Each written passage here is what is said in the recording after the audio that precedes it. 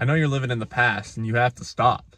Not only is it emotionally damaging to live in the past, to be stuck in that past relationship, stuck in that past mindset, whatever it is. If you're living in the past, it's emotionally and spiritually difficult. It's hard to live in the past. It takes a lot of effort. You constantly have to remind yourself of everything you've had to go through. Constantly. Why would you put yourself through that? Why would you put yourself through an old test, an old tribulation? Why would you continue to run yourself through these stories? Do you understand how stupid that is? Do you understand how stupid that is to live in a place that doesn't exist? Can you physically touch the past? Of course, you cannot touch the past. So you have to stop trying to touch the past. It doesn't exist. You need to live for today. Living for today is the only way that you're going to make any spiritual progress, any progress getting out of your depression, your anxiety. It's the only way. You have to live right now. Now, there's so many practices and there's so many practical things that we're going to get into towards the end of this video. But for right now, I just want to serve as a reminder to you guys that it's stupid to live in the past. And you need to forgive yourself for everything you've done. Most of the past living that you do is stuck living in shame, guilt, and regret. This is a fact I know because I lived it, and I lived it like last night. I woke up in the middle of the night, and I'll be honest, I was crying. I was like, what the fuck? I haven't cried in like a year, dude. And it was like for 5 seconds over some dumb shit. Like, dude, I have no idea why. I woke up in the middle of the night, and I was thinking about my past. I was all sad. I was thinking about something my dad yelling at me years and years ago, and it fucking was killing me. Like, I woke up in the middle of the night to it. And I had to remind myself, okay, fine, release, let it go. But it no longer serves you. It doesn't exist anymore. That person, that version of your dad, that version of you, that version of that situation is no longer applicable. No longer applicable. So I had to remind myself right there, Bailey, it's okay that these things happen. They happen for a reason. They brought you to where you are today. You wouldn't be right here today, the person you are, with the relationships you have and the progress you've made, if you continue, if you never went through that. And if you continue to reminisce on that and let it harbor inside of you and hurt you, you're just going to hurt yourself.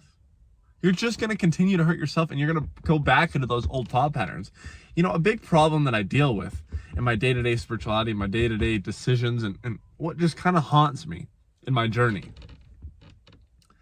is understanding that my life, everything I've been through so much shit. I've been through the highest of highs and the lowest of lows. And when I get to a point of in between, the middle ground, like I'm at right now in my life, I have sort of a temptation or a pull either into the really good times again or the really bad, whether that's through thought reminiscing or actually wanting to live those lifestyles again, go back to those places, just so I can evolve and learn more, I think is the thought process. But, you know, I go through these times of mediocrity where I'm in the middle right now, and I get tempted to go back and dig back into my past and see if there's further lessons or act the way I used to act so that further lessons can come out of that kind of stuff, if that makes sense, right? Or go into the happier stuff. That's not how life works. And I've had to realize this. Like, I can't keep delving into my past. I already learned the lessons. The lessons that you have learned in your past, you've already learned for a reason at that time. If you try to go back and get further lessons or try to re-understand those lessons as if they were going to be different, you're only going to confuse yourself and get trapped in that emotional cycle. That emotional cycle that you used to reside in. And it's not healthy.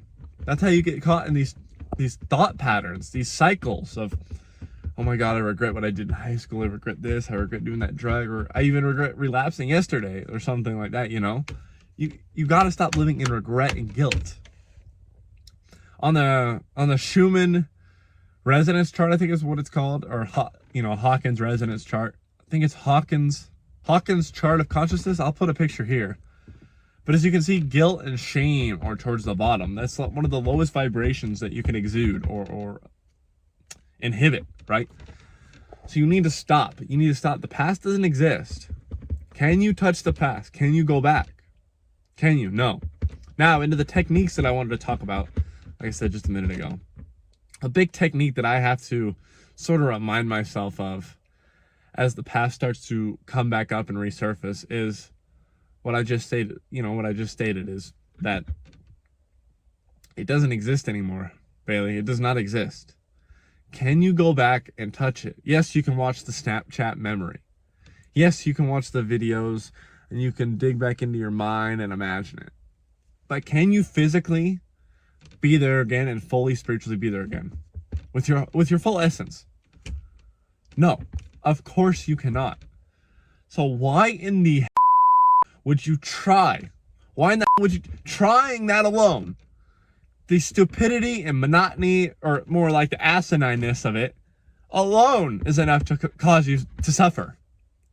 Let alone the actual events that were bad in your past that you're resurfacing just to resurface and having to experience those again psychologically. It's stupid. Stop going into your past. Whenever it tries to resurface, whenever you feel guilty or get one of those old memories, just remind yourself, this isn't real anymore. The only thing real is now, and you have to bring your attention to the current moment. Bring your attention to right now. Look around you. A good exercise I like to do is called the 5 senses reminder. I don't know. I haven't really called it anything official, but here's what it is. In those moments, I want you to ignite all 5 senses. Now, how do we do this? It's simple. First, we start with your eyesight. Look around. Observe. What are 3 things you see? What color are they? Tan door liner, black beanie, green grass. Okay? What are some things I can hear? Children playing in the background. Here, going on to ears now. Children playing in the background. Metal clanking. Construction workers in the distance. Okay? What do I smell in the air? Nose. Smell. What do I smell? Okay, I can smell asphalt being poured down the road because of the construction workers. I can smell the water off of the lawn because it just rained. Or, I can smell the dirt that's getting thrown around because it's a dusty city. All right, what do I taste? I taste the staleness of the air, the nastiness of my mouth and my breath. I can taste my teeth and the food I just ate off of them. You got to go through all of your senses, right? We got eyes, nose, mouth, taste, and hearing. Now, once you have awareness of all of your senses, feeling, we forgot feeling. That's the last one. Feel. What are things you can feel right now? Can you feel the wind caressing your face? The cold temperature brisking over you? Can you feel your stomach aching because either you ate too much or not enough? Notice what happens when you observe all this stuff. Now, do we really care about any of these things we observe? No. It was simply to bring awareness to what we're feeling in the moment. It brings you into the moment and immediately snaps you out of that thought cycle you were going into. Now you can regain awareness, regain control of that situation, and be like, okay, the past literally isn't right now. I know it's right now. Physically, through my senses, I know it's right now. I'm going to focus on right now, and if it tries to come up again, I'm going to do this practice again. Or just simply remind myself that the past doesn't exist anymore. It's a fairly simple process. I mean, there's so many other techniques, but that's my favorite one. That's all I'm going to get into in this video. I've got more techniques on my in our school community, which is free right now, by the way.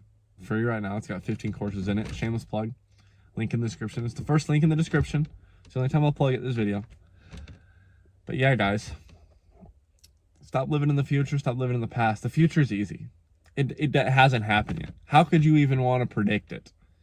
Like, that's a whole different topic. This video, I kind of want to just talk about the past. I'm going to have to make a video on anxiety and the future. But stop living in these times that literally do not exist right now in your timeline. They don't exist. Well, in your timeline they exist, but that's hypothetical. It doesn't actually exist. You can't touch it. Okay? Stop living in your fucking past. That's the hardest thing you can do right now.